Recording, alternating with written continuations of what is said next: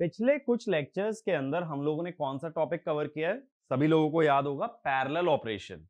Parallel operation के अंदर हमने देखा कि दो ऑल्टरनेटर्स पैरेलल में जुड़ते हैं तब क्या होता है, या एक ऑल्टरनेटर अगर इनफाइनाइट बस से पैरेलल में जुड़ता है तब किस तरीके से प्रोसेस किया जाता है।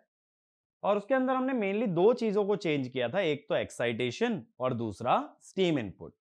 तो ये सारा टॉपिक हम लोगों ने पिछले कुछ वीडियोस के अंदर कवर किया है। इस वीडियो में हम लोग एक फ्रेश टॉपिक स्टार्ट कर रहे हैं, that is called as losses and efficiency. देखो, हर मशीन के अंदर ये टॉपिक बहुत ज्यादा रेलिवेंट होता है, that is losses and efficiency, कि किसी भी मशीन में कितना लॉस आ रहा है और कितनी उसकी एफिशिएंसी कितनी उसकी एफिशिएंसी कैलकुलेट होगी। तो सबसे पहले इस टॉपिक को स्टार्ट करने के लिए मैं डिस्कस करूंगा लॉसेस के बारे में। तो हमें पहले यह मालूम होना चाहिए कि लॉसेस क्या क्या आते हैं एक सिंक्रोनस मशीन में। तो बताओ क्या क्या लॉस होंगे। तो इसमें सबका सबसे पहला आंसर ये जरूर होगा, आर्मेचर कॉपर लॉस, है ना। ये तो सभी लोग कह रहे होंगे आर्मेचर कॉपर लॉस तो भाई आता ही है। Armature copper loss three phase में लिखोगे 3 IA² RA, ठीक है। सिंगल फेज तो नहीं ले रहे ना, सिंक्रोनस मशीन होगी तो थ्री फेज होगी, तो क्या लिखोगे 3 IA² RA। दूसरा बताओ, दूसरा होगा फील्ड ओमिक लॉस। जो फील्ड वाइंडिंग है उसमें भी करंट फ्लो करता है, तो IF² RF। सिंपल सी बात सोचो, जो रोटर पे फील्ड वाइंडिंग लगी है, चाहे सेलिएंट पोल हो चाहे सिलेंड्रिकल रोटर, उसके अंदर कुछ ना कुछ करंट फ्लो करेगा और वो वाइंडिंग का कुछ रेजिस्टेंस भी होगा। तो वो रेजिस्टेंस के कारण कुछ ना कुछ हीट प्रोड्यूस होगी। तो जो भी इलेक्ट्रिकल एनर्जी फील्ड वाइंडिंग के अंदर हीट में कन्वर्ट हो रही है, that is your field ohmic loss. तीसरा, रोटेशनल लॉस।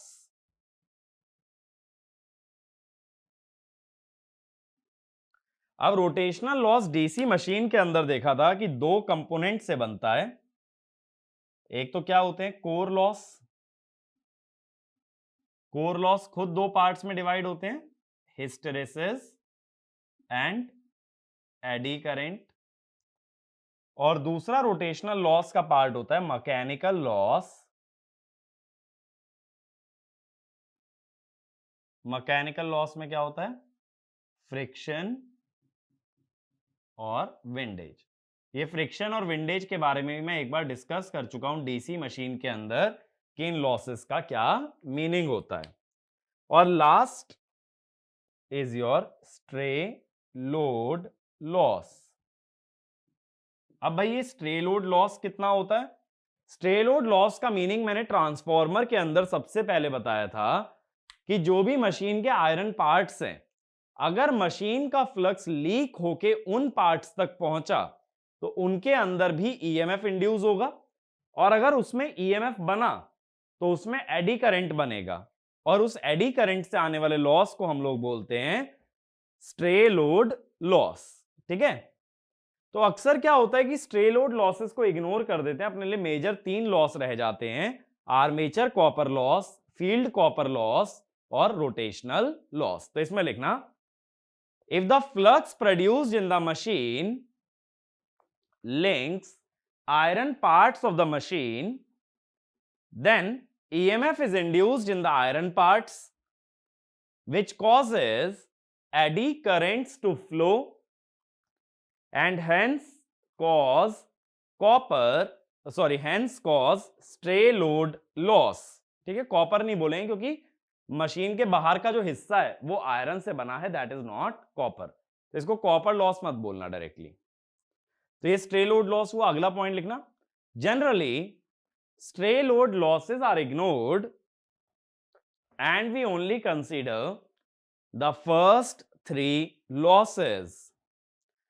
अब बात यह आती है कि इस चीज को एक्सपेरिमेंटली कैसे निकालोगे, कैसे पता लगाओगे कि मशीन के अंदर ये लॉसेस कितने कितने अमाउंट में आने वाले हैं। अब देखो क्या होता है, ये जो हमारा फील्ड ओमिक लॉस है, ये तो सिंपल तरीका है कि फील्ड वाइंडिंग का रेजिस्टेंस मेजर कर लिया जाए और फील्ड वाइंडिंग का रेजिस्टेंस मेजर करके सिंपली IF स्क्वायर RF कर लें।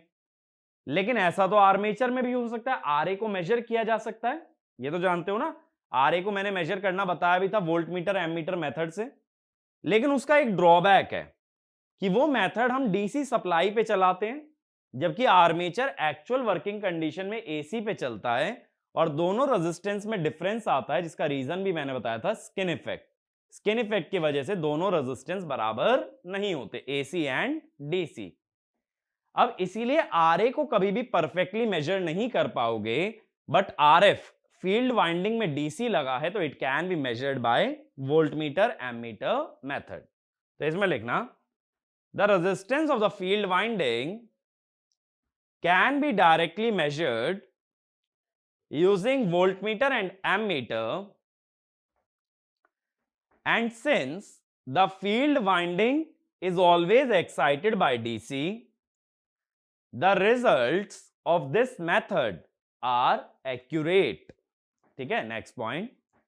If we try to measure armature resistance using voltmeter ammeter method, then we obtain DC value of resistance which is less than its actual or AC value due to skin effect.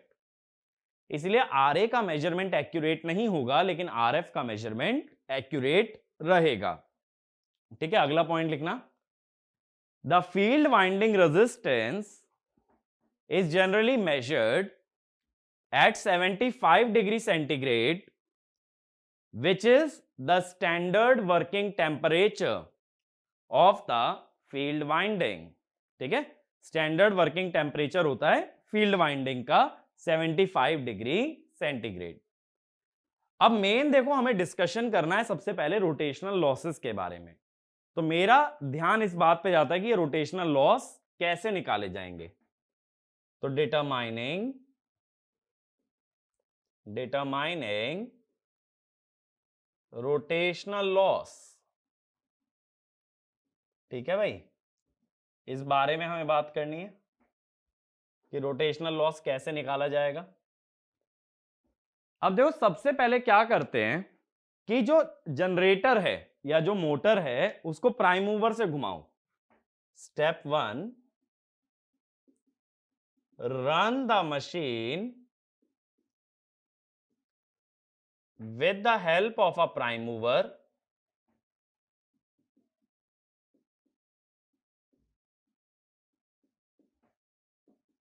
with the help of a prime mover at rated speed।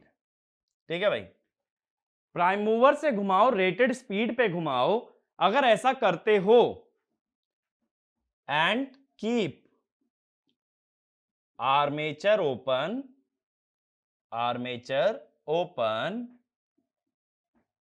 Field winding unexcited.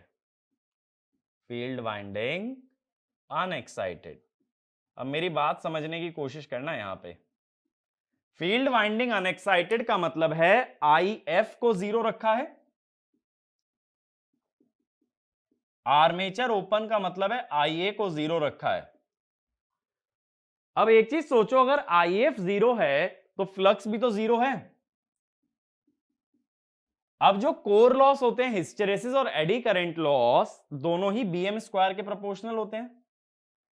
P hysteresis and P eddy दोनों किसके proportional होते हैं? BM square के। तो अगर magnetic field है ही नहीं तो कोर लॉस इज 0। अब देखना जरा कौन सा लॉस बचा। कॉपर लॉस चला गया, फील्ड वाइंडिंग का लॉस चला गया, कोर लॉस चला गया, तो सिर्फ कौन सा लॉस बचा? Mechanical loss. तो इसमें लिखना, in such a condition the power delivered by prime mover और the power input to the synchronous generator is only mechanical loss or friction and windage loss. ठीक है, तो यहां पे जो प्राइम मूवर की पावर आएगी, prime mover is actually P friction plus windage. तो ऐसे फ्रिक्शन एंड विंडेज लॉस निकाल सकते हो। अब अगले स्टेप में क्या किया जाता है कि फील्ड वाइंडिंग को एक्साइट कर देते हैं। Step 2, run the machine eight rated speed with field winding excited। अब फील्ड वाइंडिंग जो एक्साइट किया गया है, तो अब कौन कौन से लॉस आ जाएंगे देखो। अभी आर्मेचर ओपन ही है, तो आईए तो 0 ही रखा है अभी, तो क्या क्या लॉस आएगा, IF square RF, P friction plus windage और कोर लॉस, क्योंकि अब फ्लक्स बनने लगेगा। अब ये IF स्क्वायर RF वाली जो पावर है, ये तो DC सोर्स से आ रही है, और बाकी ये जो दोनों पावर हैं ये कहां से आ रही हैं, प्राइम मूवर से। खुद सोचो ना, फील्ड वाइंडिंग में जो भी करंट फ्लो करता है उसका प्राइम मूवर से कोई वास्ता नहीं है। फील्ड वाइंडिंग में एक सेपरेट सोर्स दिया जाता है, जैसे सेपरेटली एक्साइटेड डीसी मशीन। तो फील्ड वाइंडिंग में जो भी लॉस आएगा वो डीसी सोर्स से आएगा, वो प्राइम मूवर से नहीं आएगा। प्राइम मूवर कौन सी पावर सप्लाई करेगा, फ्रिक्शन, विंडेज एंड कोर। तो मैं यहां पे क्या लिख सकता हूं, power of prime mover is equal to P rotational. अब फ्रिक्शन विंडेज पहले ही निकाल चुके हो, तो कोर लॉस यहां से निकाला जा सकता है। अब देखो, कोर लॉस जनरली हिस्टेरेसिस और एडी करंट लॉस फ्लक्स के स्क्वायर के प्रोपोर्शनल होते हैं, इसीलिए वो वोल्टेज के स्क्वायर के भी प्रोपोर्शनल होंगे। ठीक है, देखो हम क्या बोल रहे हैं कि core loss is proportional to flux, is proportional to IF, and it is also proportional to open circuit voltage। open circuit voltage माने EMF, क्योंकि EMF खुद किसके प्रोपोर्शनल होता है, तो अगर phi square IF square OC voltage square. इसका मतलब अगर कोर लॉस और ओपन सर्किट वोल्टेज के बीच में ग्राफ बनाया जाए VOC, तो ये ग्राफ कैसा आएगा, ये ग्राफ आएगा पैराबोलिक। और अगर रोटेशनल लॉस के अगेंस्ट बनाओगे, रोटेशनल लॉस में तुम्हारा मैकेनिकल लॉस भी आ गया ना।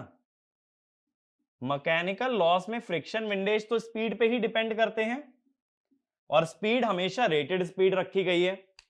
अगर स्पीड को फिक्स रखा है तो फ्रिक्शन प्लस विंडेज लॉस इतना ही रहेगा, that is your F plus W loss, friction plus windage loss. और कोर लॉस पैराबोलिक आ जाएगा, तो ये वाला लॉस रहेगा कोर लॉस। ठीक है, तो इससे दोनों को सेपरेट भी कर सकते हो। तो एक पॉइंट लिखना, core losses are proportional to square of flux और flux density, and since open circuit voltage is also proportional to flux, we can assume that core loss is proportional to square of open circuit voltage। ठीक है, next point, since the synchronous machine is always run at synchronous speed or rated speed, the friction and windage losses do not change and they remain constant. So rotational loss, which is sum of friction windage loss and core loss, varies with open circuit voltage as shown. ठीक है, तो ये जो हमने graph बनाया, ये मेरी बात क्लियर हुई? ठीक है, अब इसके बाद देखो स्टेप 3 में क्या कर देते हैं। स्टेप 3 में आर्मेचर को शॉर्ट सर्किट कर देते हैं। Step 3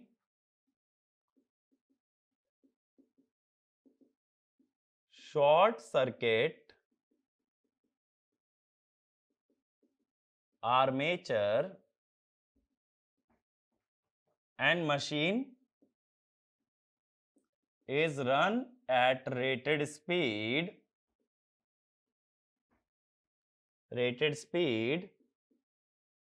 with field winding excited। अब फील्ड वाइंडिंग एक्साइटेड है माने फ्लक्स तो बन रहा है और रेटेड स्पीड पे भी चला रहे हो, तो कौन कौन से लॉस आएंगे देखो। रेटेड स्पीड की वजह से फ्रिक्शन प्लस विंडेज, फ्लक्स की वजह से कोर लॉस। अब आर्मेचर करंट भी फ्लो करने लगेगा तो एक और लॉस आ जाएगा 3 टाइम्स IA स्क्वायर RA और एक फील्ड वाइंडिंग का लॉस IF स्क्वायर RF। अब ये जो IF स्क्वायर RF है ये तो डीसी सोर्स से आएगा जो फील्ड वाइंडिंग पे लगा है, बाकी के सभी लॉसेस कहां से आएंगे? प्राइम मूवर से। ये जो एक्सपेरिमेंट है ना ये स्टेप्स में ही कंडक्ट किया जाता है कि सबसे पहले फ्रिक्शन विंडेज निकाल लो, फिर दोनों के सम में से कोर लॉस निकाल लो और फिर तीनों के सम में से कॉपर लॉस निकाल लो। तो हम ये बोलेंगे power of prime mover equal to rotational loss plus 3IA square RA। ठीक है, या ये कह दो this is your short circuit load loss. ठीक है, ये बात क्लियर हुई? तो एक पॉइंट और लिख लो, the power supplied by prime mover when armature is shorted contains rotational loss as well as the short circuit load loss. ठीक है, अब ये जो शॉर्ट सर्किट लोड लॉस है इसके अंदर आता क्या क्या है? शॉर्ट सर्किट लोड लॉस ये एक्चुअल में ना 2 कंपोनेंट से बनता है, इसमें सिर्फ आर्मेचर कॉपर लॉस नहीं होता, इसके अंदर एक और टर्म होती है स्ट्रे लोड लॉस। अब वो अलग बात है कि स्ट्रे लोड लॉस अक्सर इग्नोर कर देते हैं, बट शॉर्ट सर्किट लॉस में स्ट्रे लोड लॉस भी आएगा। तो एक पॉइंट ये भी लिख लो, the short circuit load loss also contains stray load loss and not only armature copper loss। तो यहां से चाहो तो स्ट्रे लोड लॉस निकाल सकते हो, स्ट्रे लोड लॉस, लेकिन दिक्कत क्या आएगी ना कि उसके लिए तुम्हें आर्मेचर कॉपर लॉस पता होना चाहिए। अब आर्मेचर कॉपर लॉस के लिए क्या पता होना चाहिए? RA। अभी मैंने बताया कि RA को अगर मेजर करते हो वो DC वैल्यू आती है ना कि AC वैल्यू। तो अगला पॉइंट ये लिखना, in order to compute stray load loss we need to have prior knowledge of armature resistance, but using voltmeter ammeter method we can only obtain DC value of RA and not its AC value। इसीलिए हम ऐसा कह देते हैं कि अलग अलग मत करो स्ट्रे लोड लॉस को, इफेक्टिव आर्मेचर रेजिस्टेंस लिख दो। कैसे? Short circuit load loss by 3 times short circuit current का स्क्वायर। समझे? यानी मैंने ये मान लिया कि ये जो शॉर्ट सर्किट लोड लॉस है पूरा ही क्या है? कॉपर लॉस, यानी 3I स्क्वायर R, वहां से आ गया इफेक्टिव आर्मेचर रेजिस्टेंस। बात क्लियर हुई? तो एक पॉइंट लिखना, since we cannot compute RA we compute effective value of armature resistance by assuming that the short circuit load loss entirely contains armature copper loss. तो ये वाला फॉर्मूला भी important है, कभी इफेक्टिव आर्मेचर रेजिस्टेंस निकालने के लिए बोले तो जो भी शॉर्ट सर्किट लोड लॉस है डिवाइडेड बाय 3 ISC²। एक्चुअल में क्या होता है ना, जो कॉपर लॉस होते हैं और ये जो स्ट्रे लोड लॉस होता है ये वैरी कैसे करता है वर्सेस ISC। कॉपर लॉस तो स्क्वायर की तरह जाता है, स्ट्रे लोड लॉस जो जाता है ना वो I² के नहीं लीनियर के प्रोपोर्शनल होके जाता है।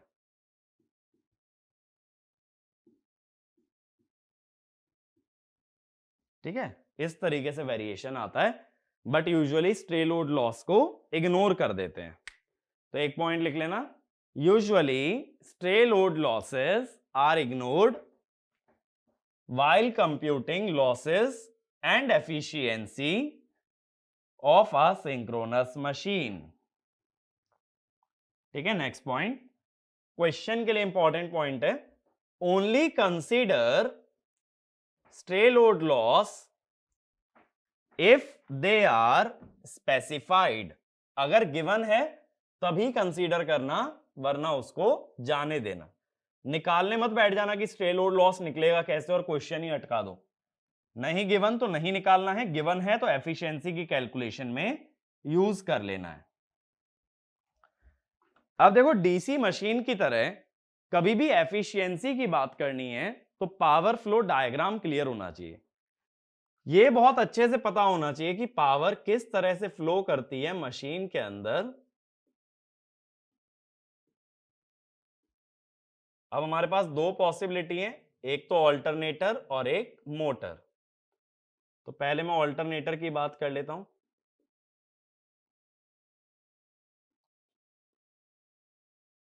अब देखो ऑल्टरनेटर के अंदर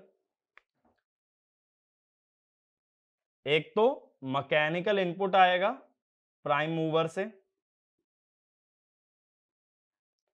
इतनी पावर प्राइम मूवर ने मैकेनिकल डोमेन में दी। एक दूसरा इनपुट और आता है फील्ड वाइंडिंग का इनपुट, यानी IF² RF।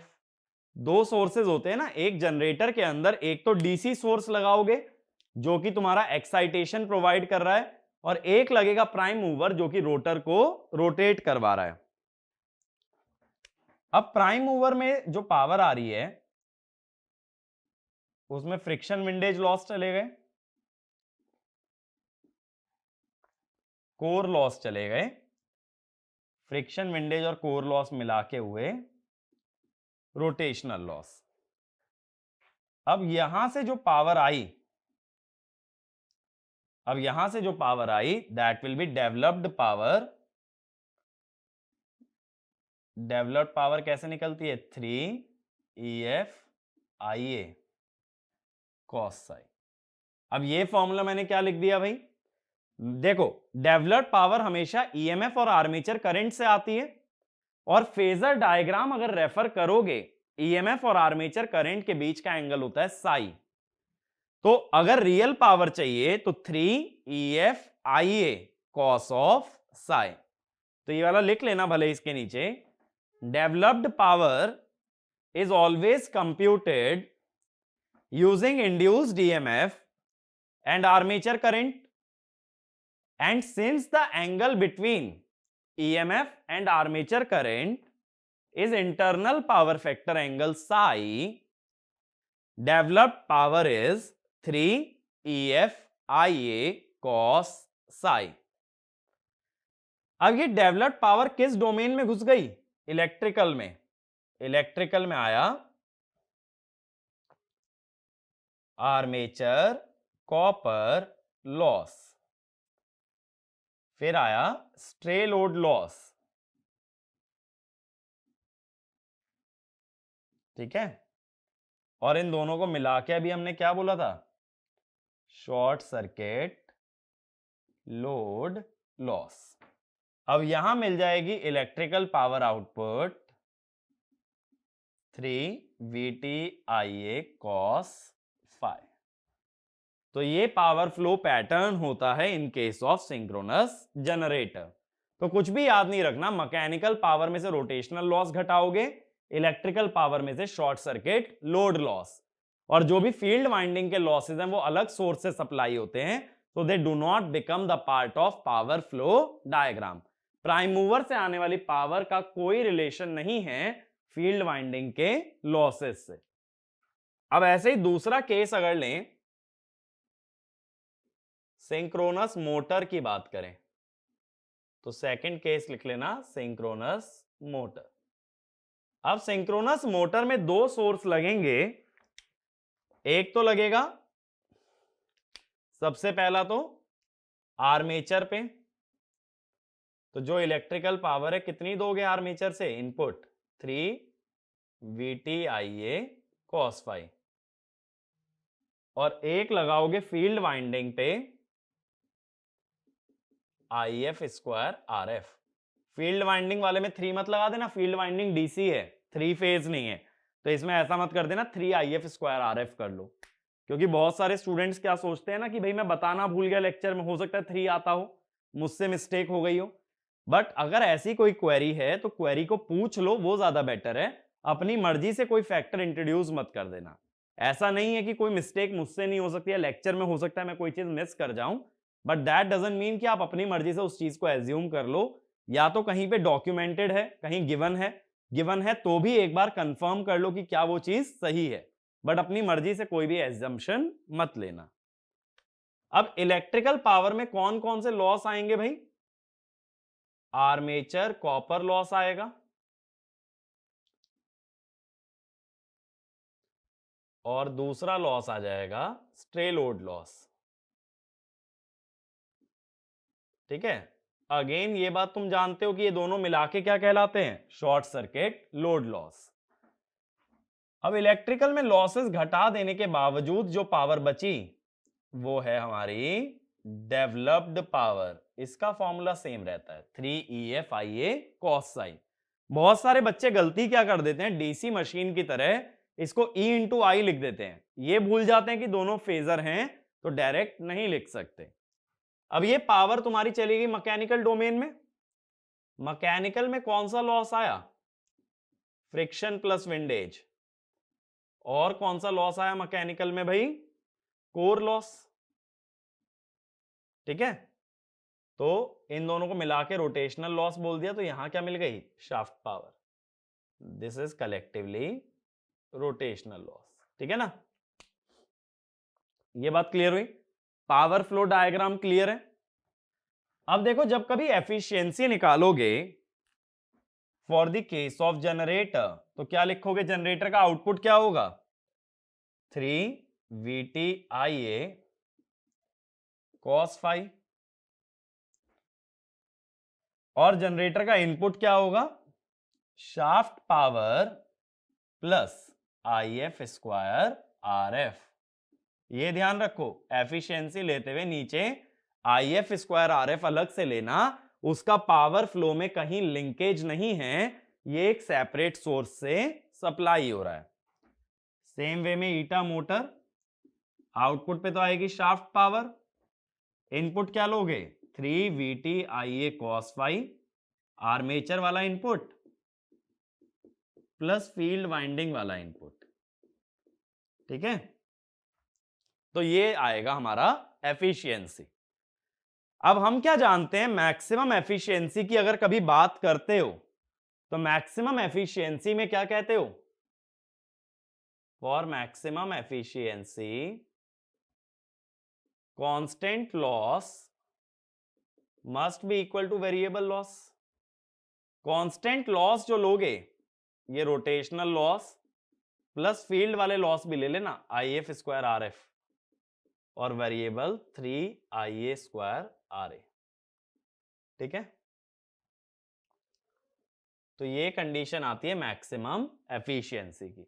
बहुत सारे लोग गलती क्या करते हैं कि मैक्सिमम एफिशिएंसी में ना फील्ड वाइंडिंग वाले लॉसेस लेना भूल जाते हैं, तो ये ध्यान रखना, in condition of maximum efficiency include the field winding losses. Point to remember करके भले ही लिख लो, for maximum efficiency in constant loss include field winding loss. अब इस पे एक छोटा सा क्वेश्चन करा रहा हूं, तो क्वेश्चन नोट डाउन करो।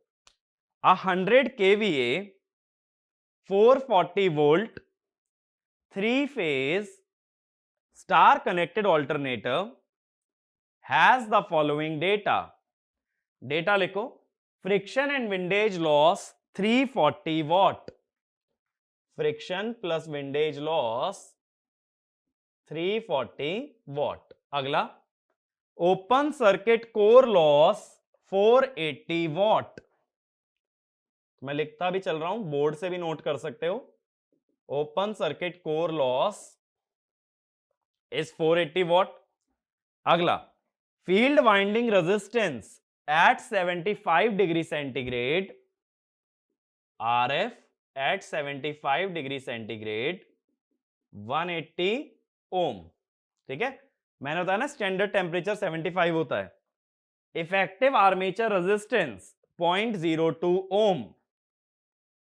RA इफेक्टिव यानी AC resistance 0.02 ohm. Field winding voltage 220 volt. Find efficiency at full load 0.8 power factor lagging.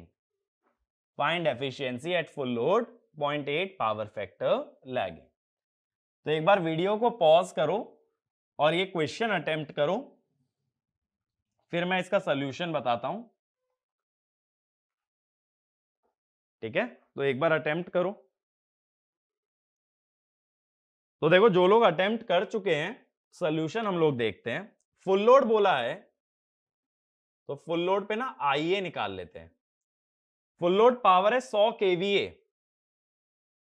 ठीक है, पावर फैक्टर से डिवाइड मत कर देना, केवीए में है तो √3 वीएल आईएल होगी।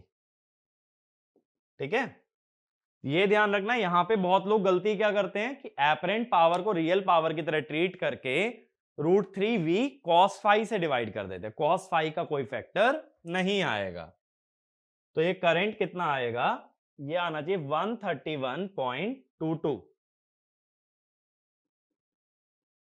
ठीक है, ये तुम्हारा आर्मेचर करंट आ जाएगा 131.22। अब कॉपर लॉस कितने हो जाएंगे इसकी वजह से, 3 IA square into RA effective, ये 0.02 दिखा है, तो ये कितने आ जाएंगे, ये आएंगे 1033.12। ठीक है, ये कॉपर लॉस आ गए। अब फील्ड लॉस, करंट नहीं दिया तो वोल्टेज से काम चला लो। V square by R 220 square by 180, यह आया 268.89 वॉट। बाकी लॉस तो गिवन ही है। अब एफिशिएंसी की बात कर लेते हैं। Full load 0.8 lagging, full load माने 100 KVA, 100 KVA into cos phi, real power S cos phi होती है ना, और एफिशिएंसी में हमेशा रियल पावर चलती है। तो ये तो ये output power plus loss, loss add करना स्टार्ट कर दो। ठीक है, प्लस 340 प्लस 480। ठीक है, तो अब ये एफिशिएंसी कितनी निकल के आएगी तुम्हारी, 97.416%। ठीक है, तो इस तरीके से हमें डील करना है लॉसेस के साथ। कौन कौन से लॉसेस लेने हैं, armature copper, field winding, rotational loss. Rotational loss के अंदर दो, कोर लॉस और फ्रिक्शन विंडेज लॉस। ठीक है, तो एफिशिएंसी के अंदर अगर इतनी चीजों की नॉलेज है, मोर देन एनफ है। सिंक्रोनस मशीन की एफिशिएंसी का क्वेश्चन बहुत ज्यादा इंपॉर्टेंट तो नहीं कहूंगा क्योंकि बहुत बार नहीं पूछा जाता है, बट हाँ बहुत ज्यादा सिंपल क्वेश्चन है। लॉसेस को विजुअलाइज करना इतना टिपिकल नहीं है सिंक्रोनस मशीन के अंदर जितना कंपैरेटिवली अदर मशीन में है। और मैक्सिमम एफिशिएंसी की कंडीशन सिंगल चलती आ रही है, constant loss equal two variable loss. तो इस लेक्चर को हम लोग यहीं पे वाइंड अप करते हैं। एफिशिएंसी के अंदर इतना ही नॉलेज चाहिए, तो बाकी के टॉपिक्स नेक्स्ट वीडियो में। Thank you.